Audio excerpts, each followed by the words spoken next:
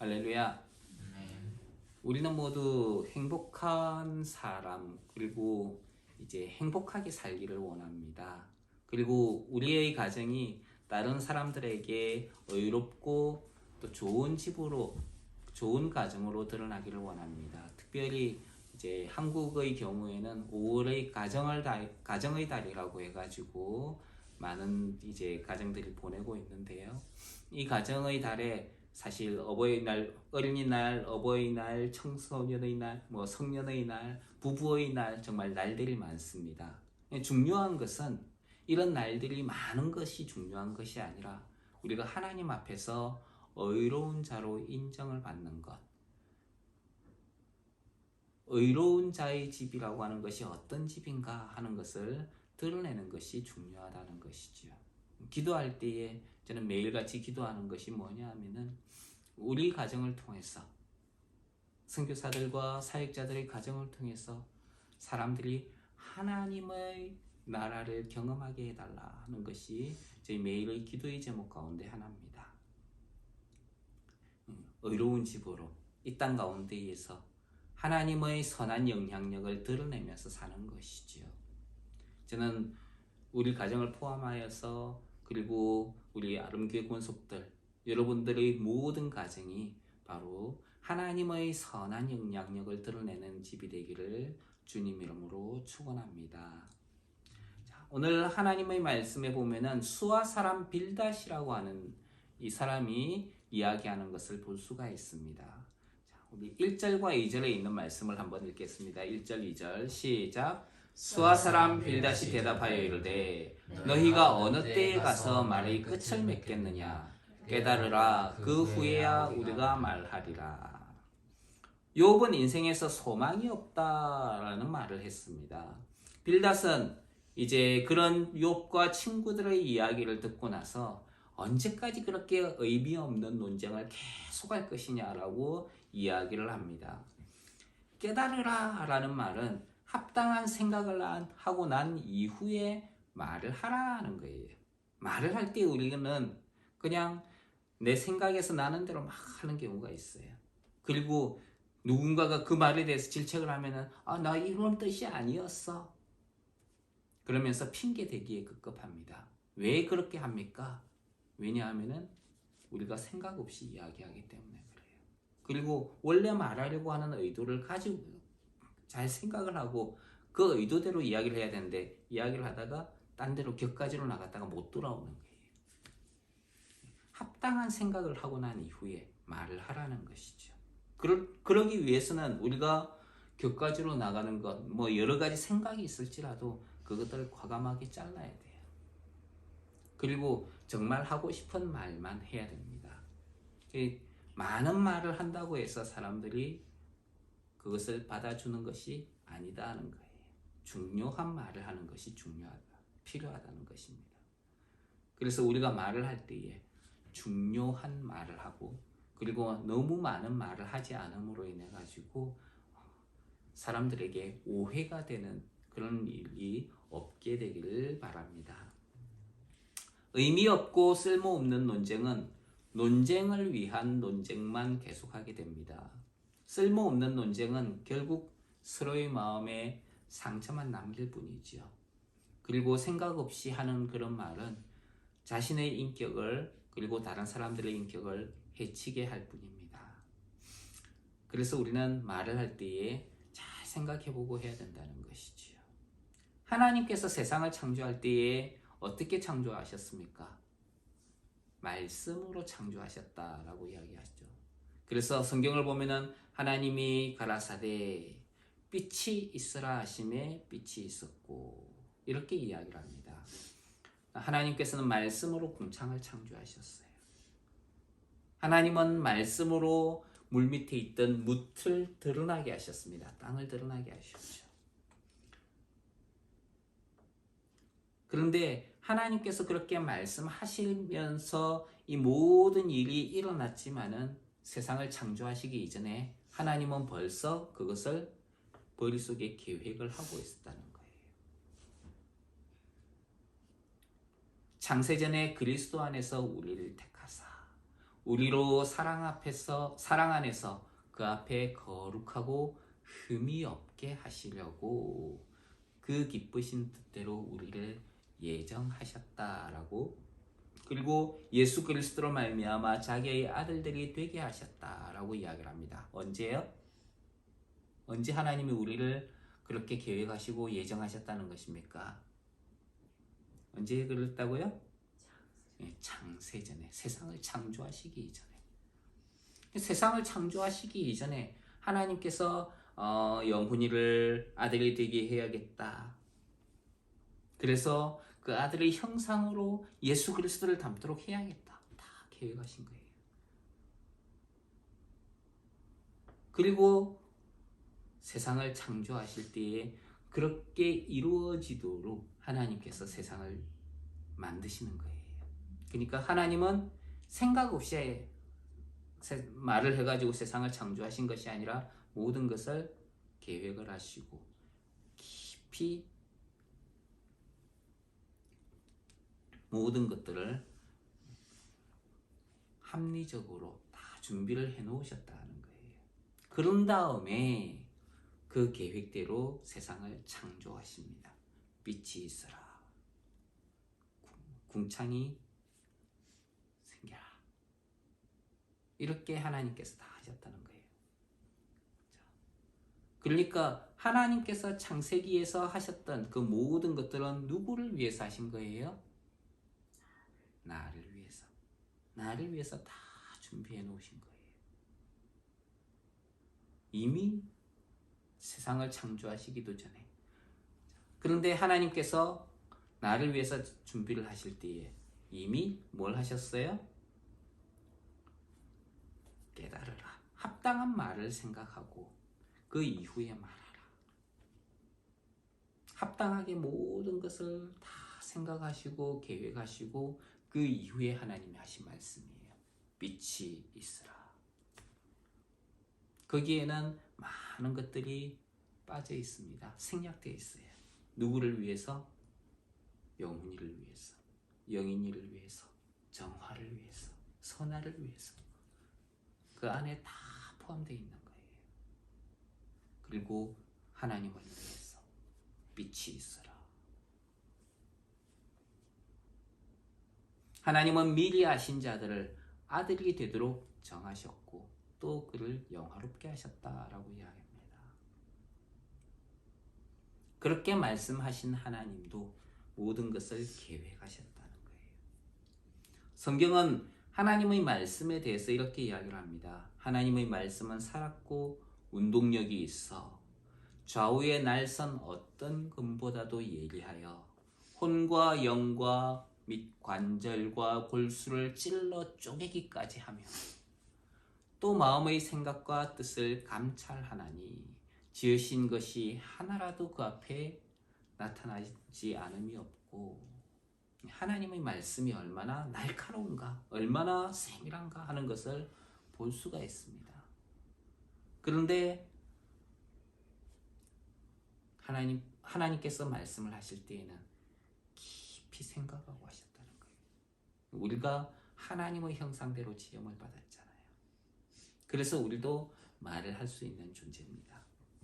우리가 말을 할 때에 다른 동물들과는 다르다는 거예요. 다른 동물들은 그냥 목에서 나오는 소리일 뿐입니다. 우리는 말을 해요. 사람은. 왜? 하나님의 형상대로 지음을 받았기 때문에 우리는 말을 할 수 있는 존재예요.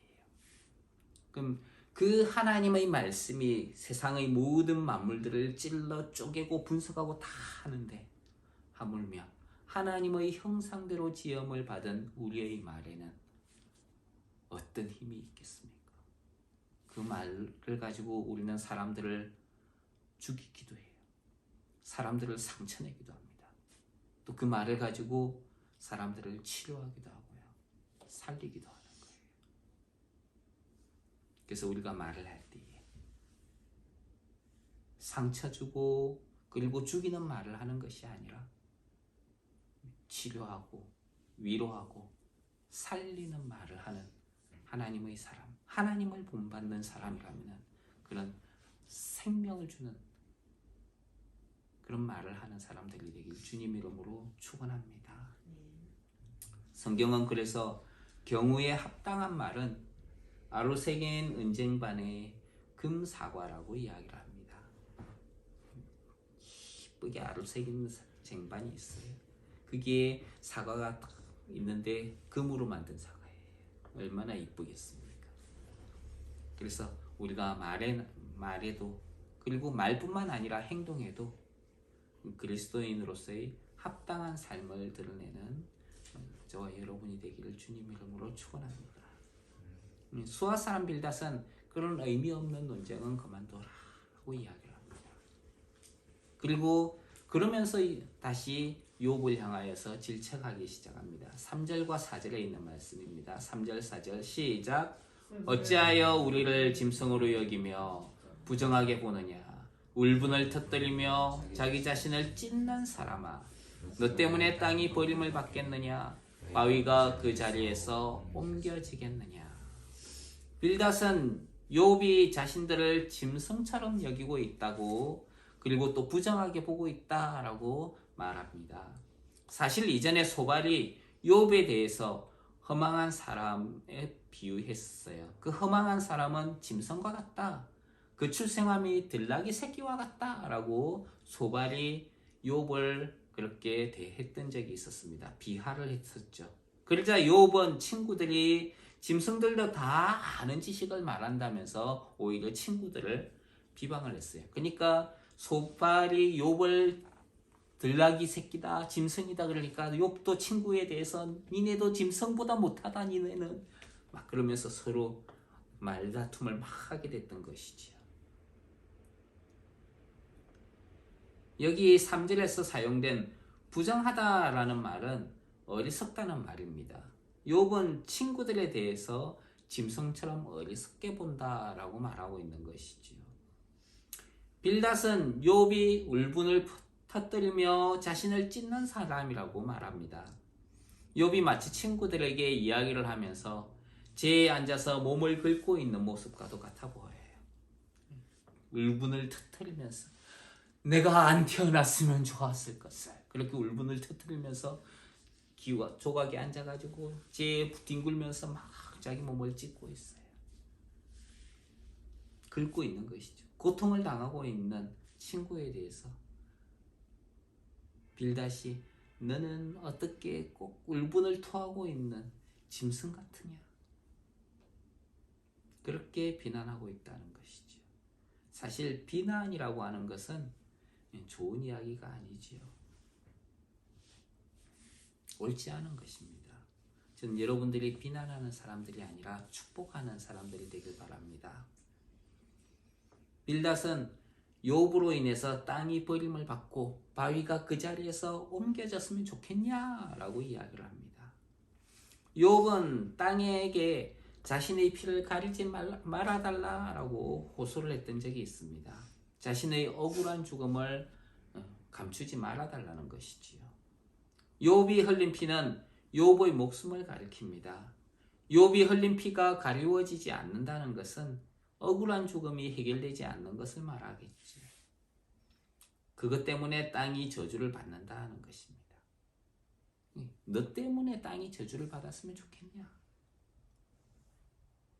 이 욥이 가진 자신의 이기적인 욕심과 자기 중심적인 생각을 빌닷이 지금 지적하고 있는 것이죠. 어떤 경우에 우리는 세상이 내가 원하는 대로 되지 않는다고 해가지고 그것 때문에 실망하는 경우가 많습니다. 내 뜻대로 됐으면 좋겠는데 내 뜻대로 안 된다고 그것 때문에 투덜투덜 하는 경우도 많이 있어요. 상대방이나 다른 사람이 어떻게 되든지 그것에 대해서는 상관하지 않습니다. 오직 자신의 유익을 위한 생각만 할 뿐이지요. 그런 사람들의 생각에는 모든 것이 자기 위주로 돌아가야 되기 때문에 하나님도 내 편이 되길 바란다는 거예요. 그래서 기도를 할 때에도 자신을 위한 기도를 하고 그 기도에 하나님께서 자신의 생각대로 응답해 주시기를 원한다는 거예요. 그건 잘못된 거예요. 다른 사람들의 유익을 다른 사람들의 상황에 대해서 전혀 생각하지 못한다는 거예요.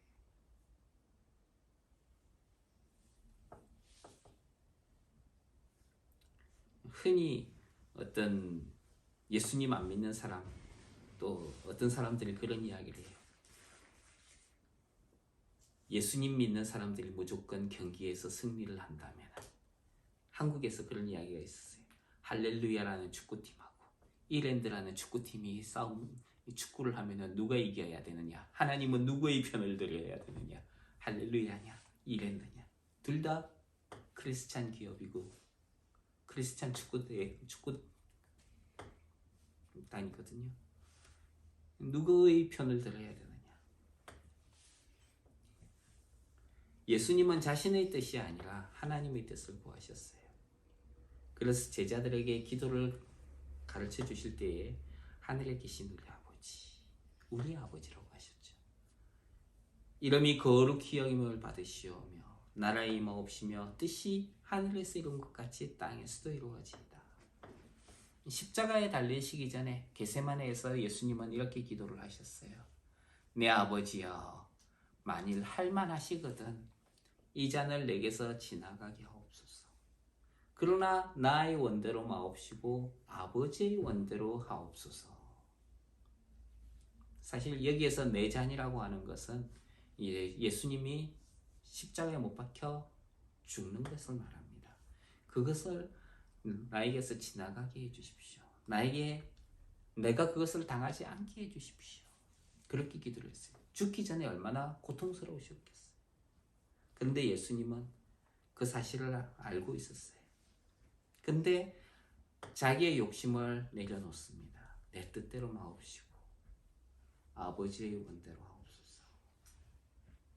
그렇게 예수님께서 자기의 뜻을 내려놓고 하나님의 뜻을 받아들이셨을 때 우리를 구원하는 생명의 역사가 이루어진다는 것이죠.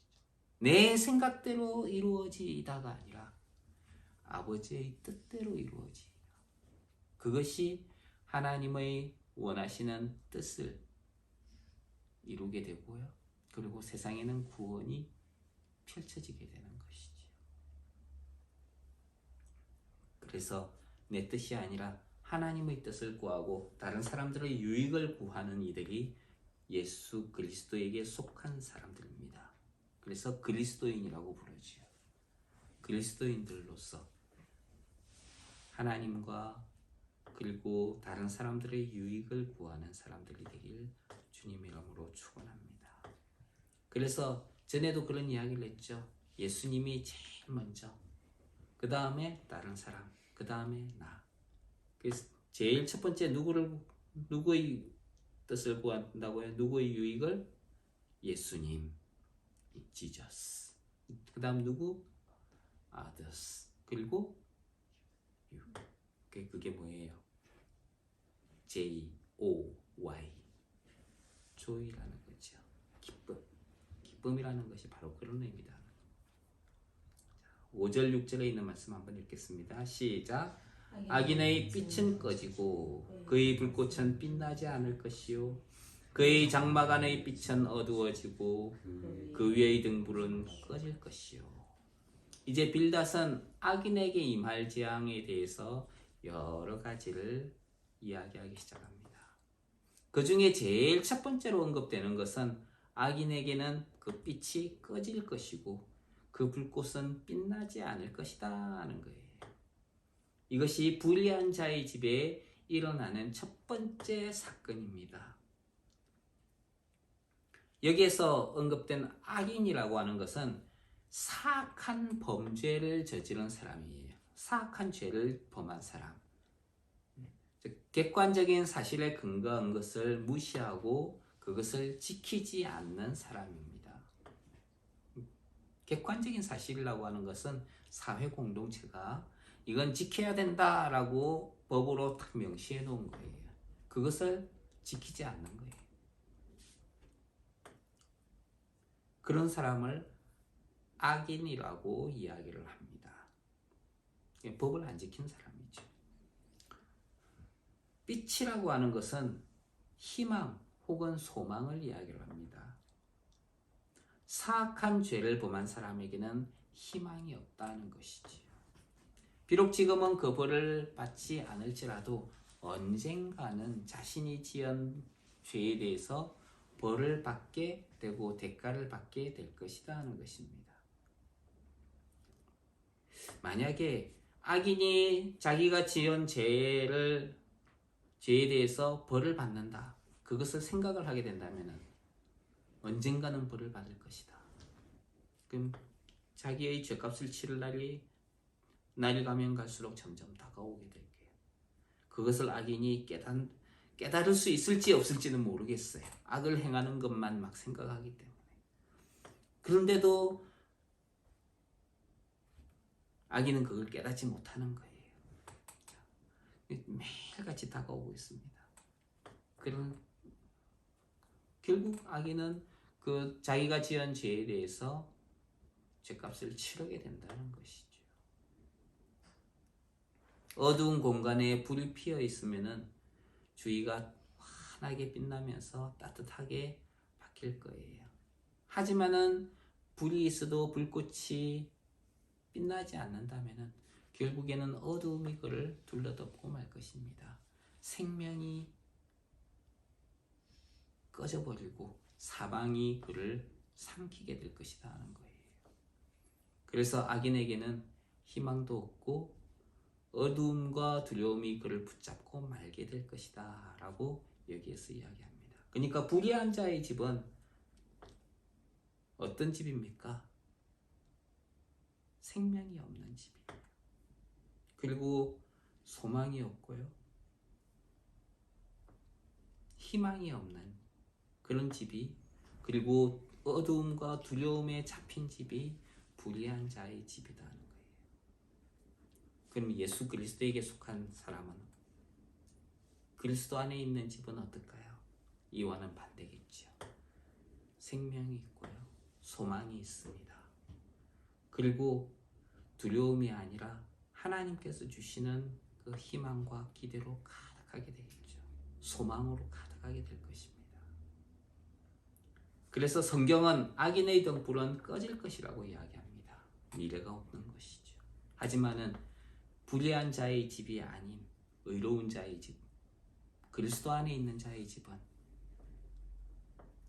등불이 꺼지는 것이 아니라 상한 갈대도 끄지 아니하고 꺼져가는 등불도 끄지 아니하시는 주님께서 생명의 소망을 주시는 것입니다. 우리 안에 생명을 향한 소망이 있습니까? 그렇다면 여러분들은 어디에 있는 사람들이에요? 의로움 안에 있는 사람이에요. 악인이 아니라 선인에 속한 사람, 그리스도에게 속해져 있는 사람이라는 것이죠. 7절에 있는 말씀을 읽겠습니다. 7절 시작. 그의 활기찬 걸음이 피곤하여지고 그가 마련한 꾀에 스스로 빠질 것이니. 악인은 처음에는 막 활동적으로 보입니다. 그래서 사람들에게 악을 행할 때에도 내가 잘하고 있잖아 자랑을 해요. 자랑할 수 있게 됩니다. 하지만은 그건 잘못된 것이기 때문에 그건 결국에는 파멸로 가게 된다는 것이죠. 그가 하는 것이 마치 사람이 피곤해지듯이, 피곤해지면 아무것도 할 수 없는 피곤한 상태에 놓이듯이 악인이 하는 모든 것들은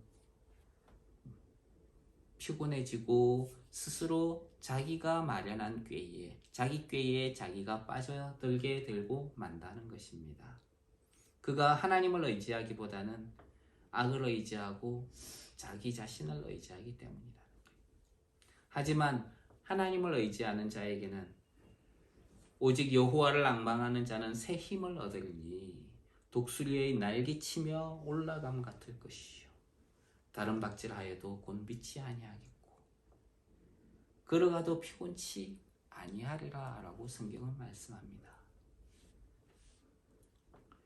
그럼 왜 그가 활기찬 걸음이 피곤하여지고 그리고 자기가 마련한 꾀에 스스로 빠지게 되느냐? 8절, 9절, 10절 그 이후로 쭉 나오고 있어요. 같이 읽겠습니다. 시작. 이는 그의 발이 그물에 빠지고 올가미에 걸려들며 그의 발 뒤꿈치는 덫에 치이고 그의 몸은 올무에 얽힐 것이며 그를 잡을 듯이 땅에 숨겨져 있고 그를 빠뜨릴 함정이 길목에 있으며. 악인은 자기가 똑똑하다고 생각을 해요. 그래서 다른 사람을 막 사냥합니다. 다른 사람들도 자신을 사냥하고 있다는 걸 알아야 돼요.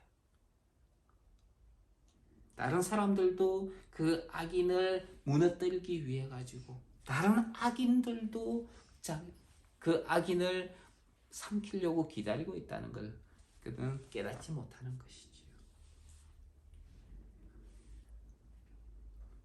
그물과 올가미는 함정을 가리킵니다. 악인은 자신이 만들어 놓은 함정에 스스로 걸려 빠지게 된다는 것이지요. 스스로 지혜 있는 것 같으나 어리석은 결과를 당하게 되는 것입니다. 이 무엇 때문에요? 자기 자신을 의지하기 때문에. 누구를 의지해요? 자기 자신. 그럼 우리는 누구를 의지해야 됩니까? 하나님을 의지하는 사람이 되어야 돼요. 그래서 불의한 자의 집은 자신을 의지하는 사람들이에요. 하지만은 우리는 누구를 의지하는 사람들? 의로운 자의 집은 하나님을 의지하고 예수 그리스도를 의지하는 집, 예수 그리스도를 믿는 집이 의로운 집이라는 거예요. 11절 읽겠습니다. 11절 시작. 무서운 것이 사방에서 그를 놀라게 하고 그 뒤를 쫓아갈 것이며. 악인은 사방으로부터 무서움과 놀람을 당하게 되고 또 악인을 항상 따라다니면서 괴롭히게 될 것이다. 악인은 그것 때문에 평안함이 없게 될 거예요. 무서운 것이 사방에서 그를 항상 놀라게 한다. 욥이 이전에 그런 이야기를 했어요. 내가 평안하더니 그가 나를 꺾으시며 내 목을 잡아 던져 나를 부서뜨리시며 나를 세워 관역을 삼으시고 그 살로 나를 쏘아서 인정없이 내 허리를 뚫게 하시고 내 쓸개로 땅에 흘러 나오게 하시는구나. 이 욥이 했던 이야기지요. 무서운 것이 사방에서 그를 놀라게 하고 하나님께서 살로 나를 사방에서 쏘아서 인정없이 내 허리를 뚫게 하시고. 사실 이거 욥에게 대해서 하는 이야기입니다. 빌닷은 욥이 네가 그런 이야기를 하냐? 악인이 받을 분복이다. 그거는 이렇게 이야기를 하고 있는 것이죠.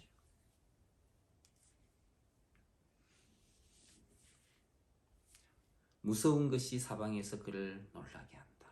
평안함이 없다. 이것이 불의한 자의 집입니다. 그렇다면 의로운 자의 집, 그리스도 안에 있는 자의 집은 어떨까요? 그 안에 두려움이 아니라 평안함이 있다는 거예요. 주님께서 주시는 평강이 있는 가정이라는 거예요. 저는 우리 가정이 이와 같이 되기를, 이와 같기를 주님 이름으로 축원합니다. 12절 같이 읽겠습니다. 시작. 그의 힘은 기근으로 말미암아 쇠하고 그 곁에는 재앙이 기다릴 것이며. 기근이라는 것은 먹을 것이 없는 흉년을 말하지요. 악인은 자기의 유익을 위해서 살지만 결국 자신을 위해 먹을 수 있는 것이 없게 될 것이라는 거예요. 악인은 음식을 먹지 못함으로 인해서 연약해질 것이다. 집에 먹을 것이 없는 거예요. 악인의 집은 그렇다라고 이야기를 합니다. 악인에게는 재앙이 늘 함께 따라다니는 거예요. 성경에는 다양한 재앙들이 있습니다. 하는 일이 잘 되지 않거나 자녀를 낳지 못하거나 고치지 못할 병에 들거나 죽임을 당하는 것 등입니다. 하나님도 하나님께 순종하지 않는 자에게 이와 같은 재앙들이 임하게 될 것이라고 이야기를 합니다. 물론 예수님을 믿는 사람들 중에 가난하게 사는 사람들이 있어요.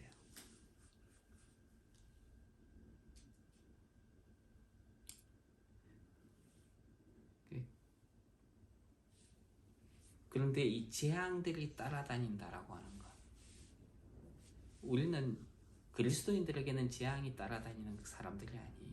그리스도인들에게는 하나님의 복이 전해지는 사람들입니다. 저는 여러분들이 주님의 복을 전하는 사람들이 되기를 주님 이름으로 축원합니다. 13절 같이 읽겠습니다. 13절 시작. 질병이 그의 피부를 삼키리니 곧 사망의 장자가 그의 지체를 먹을 것이며. 재앙 가운데 질병이 있어요. 이 질병의 재앙이 피부를 삼키게 된다라고 말합니다. 이것은 피부병이 걸리는 것을 말하지요. 고대에 피부병이 걸린다는 것은 하나님의 진노를 받았다라고 생각을 하게 되었습니다. 피부가 썩어 들어가는 것이 죽음이 사람의 살을 파먹는 모습을 연상하게 되는 것이지요. 그래서 사망의 장자가 그 지체를 먹는다라고 표현하고 있는 것입니다. 피부병에 걸린 사람은 부정한 사람이 되어서 사회 공동체 속에서 살아가지 못했고요. 문제가 해결될 때까지 혼자 격리 생활을 해야 됐어요. 격리하니까 이 코비드 시대에 살고 있는 여러분들은 격리라는 말이 무슨 뜻인지 잘 아시지요? 피부병이 걸린 사람은 하나님의 저주를 받는 사람의 표적이었습니다. 피부병으로 대표되는 문둥병은 하나님의 진노와 저주를 의미를 했지요. 모세의 누이인 미리암은 모세를 비방했기 때문에 하나님의 진노를 받아서 문둥병자가 되고 말았습니다. 그래서 진영 밖에 머물러야 됐던 것이지요. 제사장 대신에 분향을 하려고 했던 우시야 왕도 하나님의 진노로 문둥병에 걸렸습니다. 질병이 그의 피부를 삼킬 것이다. 하나님의 저주를 받게 된다는 거예요. 불의한 자의 집은 하나님의 저주를 받게 된다. 그러면은 의로운 집은 어떻습니까? 하나님의 복을 받게 된다. 14절 한번 읽겠습니다. 시작.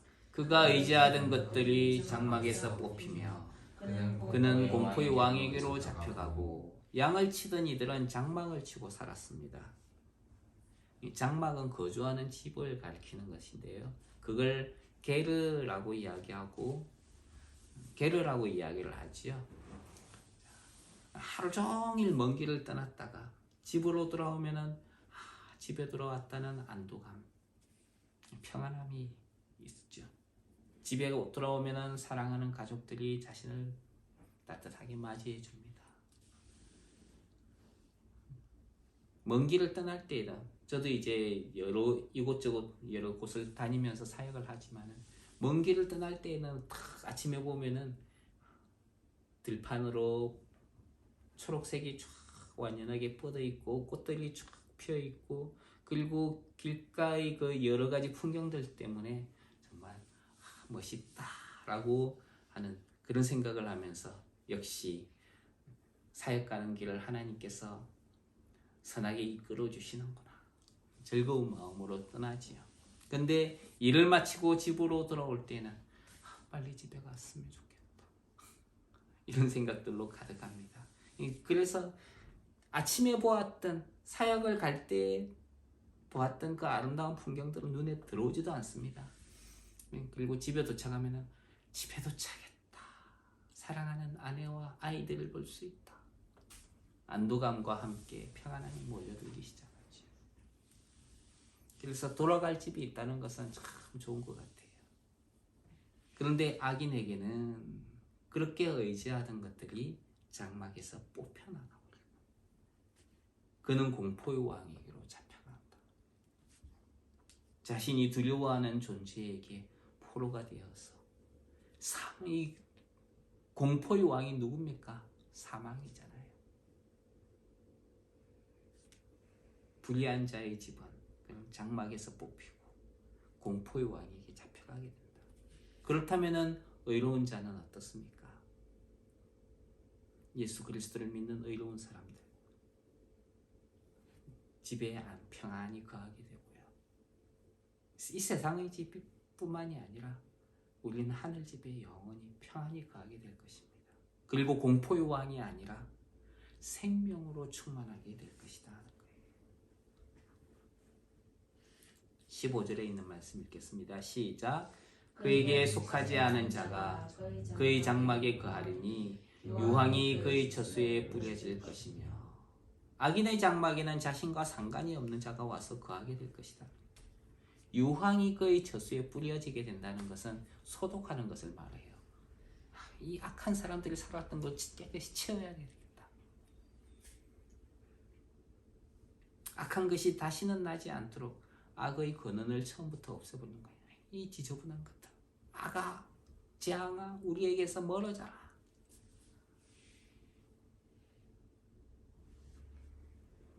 처음 복음 전함을 받은 자들은 하나님께 순종하지 않으므로 하나님의 안식에 들어갈 기회가 뺏겨버렸어요. 그런데 그 이후에 복음을 전함받은 자들은 하나님의 안식에 들어갈 기회가 남아 있습니다. 그래서 오늘날 너희가 그의 음성을 듣거든 불순종하여 광야에서 버림받았던 그들과 같이 하지 말고 순종하여서 그의 안식에 참여하는 자가 되라라고 이야기를 합니다. 불의한 자는 그 장막에 거하지 못하고 뺏겨버리게 될 거예요. 하지만은 믿음으로 화합하는 자, 의로운 자는 믿음으로 화합하는 자죠. 그의 집에는 안식으로 말미암아 하나님이 주시는 평강으로 말미암아 평안하게 될 것입니다. 우리가 천국에 가면 이런 것들을 누리게 될 거예요. 세상에서도 누리지만 천국에서도 누리게 될 것입니다. 16절 17절 같이 읽겠습니다. 시작. 밑으로 그의 뿌리가 마르고 위로는 그의 가지가 시들 것이며 그를 기념함이 땅에서 사라지고 거리에서는 그의 이름이 전해지지 않을 것이며. 여기서는 악인을 식물에 비유를 합니다. 식물을 지탱하는 것은 뿌리지요. 그리고 그 아름다움은 가지와 잎을 통해서, 꽃을 통해서 드러나게 됩니다. 나무의 뿌리가 말라버린다는 것은 식물이 지탱할 수 있는 것이 없어진다는 것입니다. 이것은 식물이 죽는 것을 말해요. 뿌리에서 영양분이 공급이 되는데 그게 말라버리면은 곧 나무는 시들어 죽는 것이지요. 가지가 시들므로 인해서, 뿌리가 시들므로 인해서 가지가 시들고요. 가지가 시들므로 인해서 나무는 자기 구실을 제대로 수행하지 못하게 되는 것이지요. 뿌리가 마르듯이 악인을 지탱하는 것이 사라지게 되면은 악인은 세상에서 사라지게 될 것입니다. 악인을 기념하는 것도 세상에서 사라지게 될 거예요. 그리고 그의 이름은 세상에서 지워지게 될 것입니다. 우리 한국 속담에 그런 말이 있죠. 호랑이는 죽어서 가죽을 남기고 사람은 죽어서 이름을 남긴다. 악한 사람은 그 이름도 기억되지 못하게 된다는 것이죠. 이것이 불의한 자의 집입니다. 그렇다면 의인의 집은, 하나님에게 속해 있는 집은 어떨까요? 항상 푸르고 그리고 그의 이름이 빛나게 될 것이다.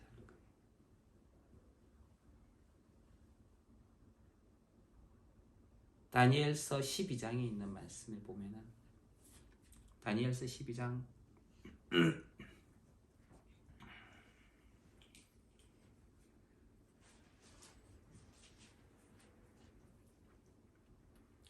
다니엘서 12장에 보면은 지혜 있는 자는 궁창의 빛과 같이 빛날 것이요 많은 사람을 옳은 대로 돌아오게 한 자는 별과 같이 영원토록 비치리라 이렇게 말씀하고 있습니다.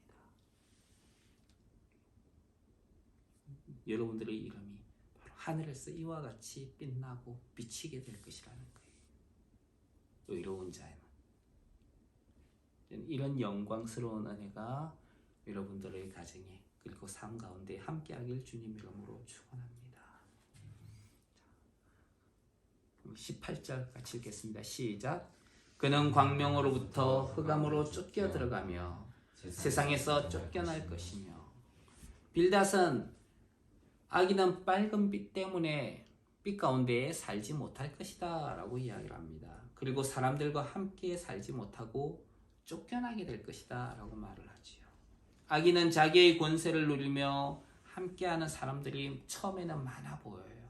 하지만 결국에는 함께하는 사람들이 하나씩 떠나고 결국 주변에는 남는 사람들이 없게 될 것입니다. 이것이 불의한 자의 집이에요. 그렇다면 의로운 자의 집은 어떨까요?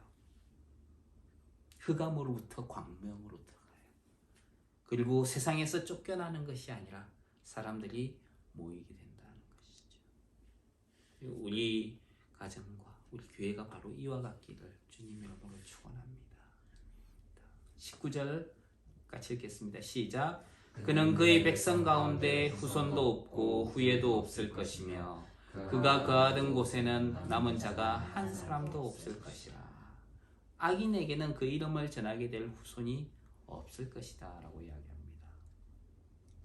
그리고 악인과 연관이 있던 이들도 남은 사람이 한 사람도 없게 될 것이다. 세상에서 결국 악인은 끝내 사라지게 될 것이다 하는 거예요. 근데 지금 어떻습니까? 세상은 날이 갈수록 악인이 번성하는 것 같아요. 점점 많아지는 것 같습니다. 분명히 세상 끝에는 없어진다고 했는데 세상 끝을 향하여 지금 달려가고 있다는 것을 알 수가 있지요. 지금은 세상에 악인이 팽배하여 악이 선을 이기고 있는 것처럼 보입니다. 근데 예수님께서도 만물을 발 아래 복종시키기 위해서 예수님이 오셨어요. 그런데 아직 만물이 그의 발 아래 복종하지 않은 것을 보고 있다라고 성경은 이야기합니다.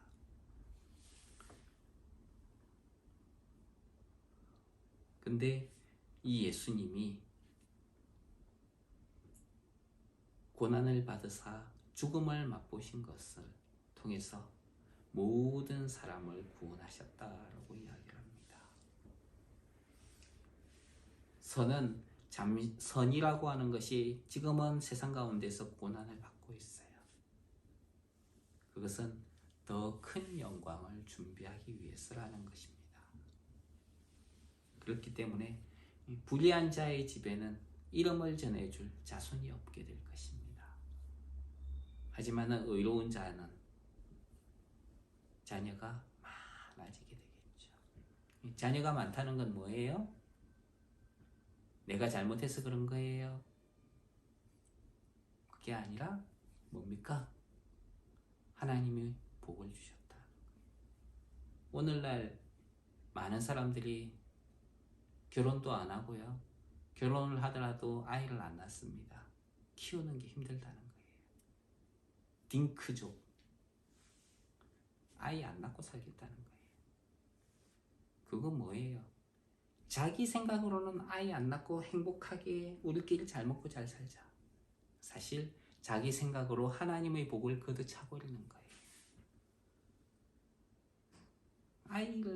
아이가 있는 것이 복이에요. 그게 힘들 것 같고 막 그래서 안 하겠다. 아니요. 그 잘못된 생각이에요. 하나님이 주시는 더 큰 복을 자기의 조그마한 유익을 위해 가지고 조그마한 행복을 위해 가지고 그 더 큰 복을 포기하는 거예요. 얼마나 어리석은 겁니까?